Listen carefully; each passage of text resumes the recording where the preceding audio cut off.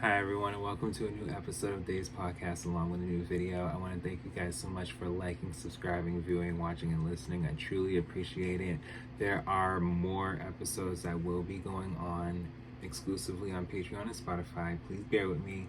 As much as I would love to make sure there's as much exclusive content, I am making sure there's enough free content so you guys can actually know we exist. So, yes, we are going to talk about Epiphany by T-Pain. Be sure to check out rapper turned singer. We did talk about that album and his debut album.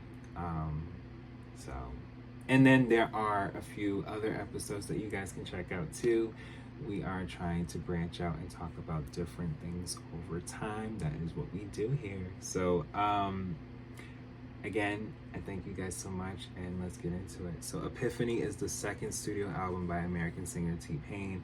It was released on June 5th, 2007 by his record label Nappy Boy Entertainment under the distribution of Akon's label Convict Music, Jive Records, and Zomba label group. Okay, so T-Pain here has an imprint that is distributed within 3 other labels. I can't say it's a bad thing, but I'm not going to say it's a full good thing either, because it's not so much he's fully getting all, if not, he may, but to an extent. Because everyone's getting paid in this distribution too, and that's the only thing as to why I'm saying he's not fully. The album marks a first for T-Pain, who launched his own record label, Nappy Boy Entertainment. Critics gave the album mixed reviews. Epiphany debuted at number 1 on the Billboard 200 and spawned 3 singles: Buy You a Drink, Shawty Snappin', Bartender, and Church. So, yes, this was literally his first album where he was doing things independently along with distribution. And like I've told you guys in previous episodes and videos, that is very important when you are in the industry, because you do want to get your money's worth. And even when you have kids, you want them to have everything regardless. So that was a great thing to do. And like I told you guys with Megan, who has been able to do Hot Girl, I'm not sure if it's Hot Girl Records, but her imprint with her album for Megan, and even just for even claiming her music as a whole. I believe she has her masters. If not, I believe she do. Yeah, I believe she do. Just, there's been people that you may think, oh, well, they're not as visual, like on the charts or doing a lot. It's because when they do release something, they get fully everything, as opposed to a label that can push them higher, or even just for the sake of just promotion on just other standpoints. But yeah, he really went number 1 and debuted at number 1. This was his first number 1, and he recorded this album in January. Well, that's not January. This is June. Okay, so recorded between 2006 to 2007, but was released June 5th, 2007. Okay, and I can. Who am I to sit here and act like I don't remember that? Because I was 13 at the time, and I remember when Buy You a Drink was just constantly on the radio, and I was like, I really love this song. And in recent times, I actually looked up the fact that Buy You a Drink actually went number 1 the week of my birthday, and the album came out literally a week and a half after my birthday. So I'm just like, oh my god, so not only do you have a number 1 song, but your album is released literally weeks after, and I'm loving this song. And yeah, like I was just like, wait a minute, I love this song, and here he goes going number 1. It's like, yeah, because it's a good song. Like, shoot, birthday song. Okay. Yeah, the album's lead single "Buy You a Drink, Shawty Snappin'" was released on February 20th, 2007. So the song itself was released months prior. The song features guest vocals from a fellow Southern hip hop rapper, Young Jock. T-Pain provides the production on this track. The song peaked at #1 on the U.S. Billboard Hot 100, making it his highest charting single as a lead artist. So this is his only #1 where he's a lead artist. Yes. The album's second single, Bartender, was released on June 5th, 2007, same day as the album was dropped. The song features guest vocals from musician and then his label mate Akon, with T-Pain, who also produced this track. The song it peaked at #5 on the U.S. Billboard Hot 100. So based on these ratings, it seems as though this album, of course, did a little bit better. Yeah,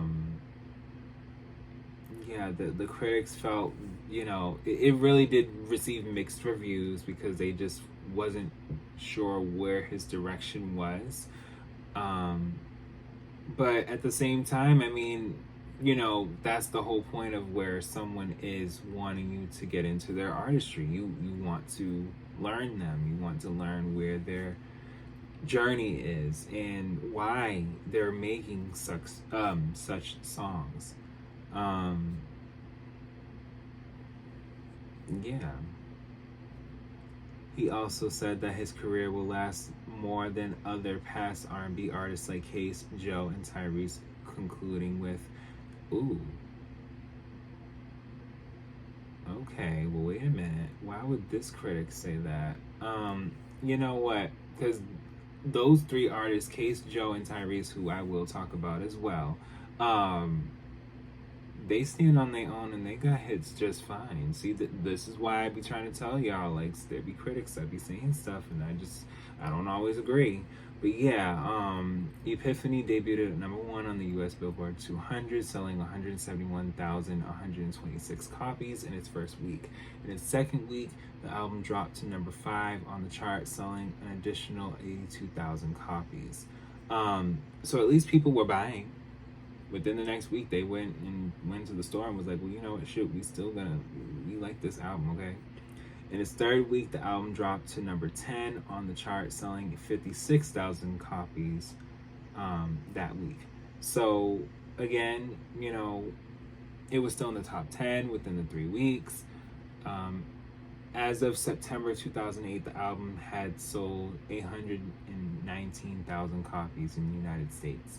So I'm not sure how much that has updated since then.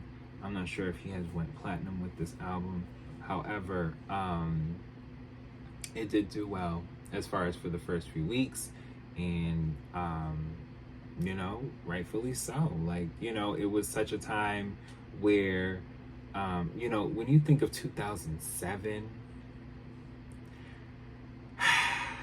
a time. So for me, and this is not to get off topic because we are talking about artistry. So for me, 2007, when you're thinking about movies and TV and music and just everything at that time, you just kind of knew things were kind of shifting a bit. There was a bit of a recession now. We always trying to save a bit of a dollar. I don't think it's really too different now, huh? But besides the point, at the same time, it was still fun.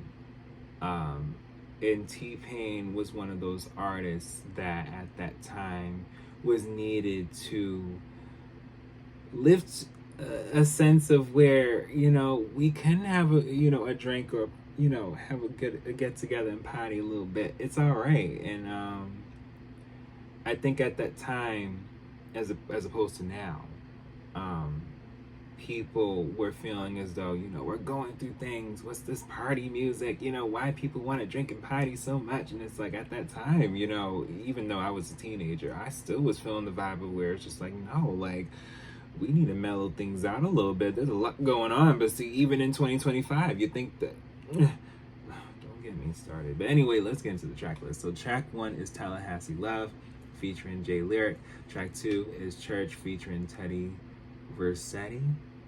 Track 3 is Tipsy. Track 4, Show You How featuring Teddy Payne and Teddy Pendergrassden. I think these are alter egos. I'm not sure, but it seems that way. If they're not, they're not. But if they are, they are. Track 5 is I Got It. Track 6 is Suicide. Track 7 is Bartender featuring Econ. Track 8 is Backseat Action featuring Shauna. Track 9 is Put It Down featuring Ray Lavender, Teddy Versetti, and yeah, again, there is Teddy Pendergrassden. I don't know if that's an alter ego or not. I think they might be. I don't know. Track 10 is Time Machine. Track 11 is Yo Stomach featuring Tay Dizzum. So I believe Tay Dizzum was on his first album too. Not sure. If he was, he was. Track 12, Buy You a Drink, Shotty Snappin' featuring Young Jock. Track 13, 69 featuring Jay Lyric. Track 14, Reggae Night. Track 15, Shotters featuring Cardinal Official and Cham or Cham. Track 16, Right Hand. Track 17, Sounds Bad. Now there's iTunes bonus track. Now see, iTunes was starting to peak in the sense of where there'd be bonus tracks that wouldn't be, on the CD physical release. So, if you wanted to hear more music, you had to go on the iTunes. And even on Spotify, I guess Spotify was kind of peaking in as well. But there's track 18, Calm the Fuck Down. That's how it says it. Track 19 is Let the Bass Drop. From what I can see, there's a lot going on in this track list. There's a lot that he wanted to express with different artists, and why not? It was a time where, this is June, so this is intended for people to feel good with when it comes to the weather getting warm, okay? And I don't blame him, especially if he's going number 1 on the U.S. Billboard 200 in U.S. top R&B hip hop albums. He went number 1 on both, and by the end of the year, he was still 62 with the U.S. Billboard 200 and U.S. top R&B hip hop albums. He was 21. So people were still peeking into getting this album, as opposed to even getting his first album. Okay, because it's like, well, more music. I can be able to listen to both. Why not have it in my collection? And that was the thing, and I see that they haven't really talked about it here. And yes, this album went double platinum. It did. I see that they haven't really talked about it here, but you do hear about the curse where it comes to, well, they say it's a curse that could happen when it comes to second albums. Clearly, it didn't happen with him. He went number 1. But there's other people where it doesn't take their second album, their third, or their fourth. It takes a few albums for them to go number 1. Rihanna's one of them. People don't talk about it, but Rihanna's one of them. She didn't go number 1 with an album until, I believe, Talk That Talk. If it wasn't Loud, it may have been Talk That Talk or Unapologetic. One of the two. One of the three. But yes, I have talked about all of Rihanna's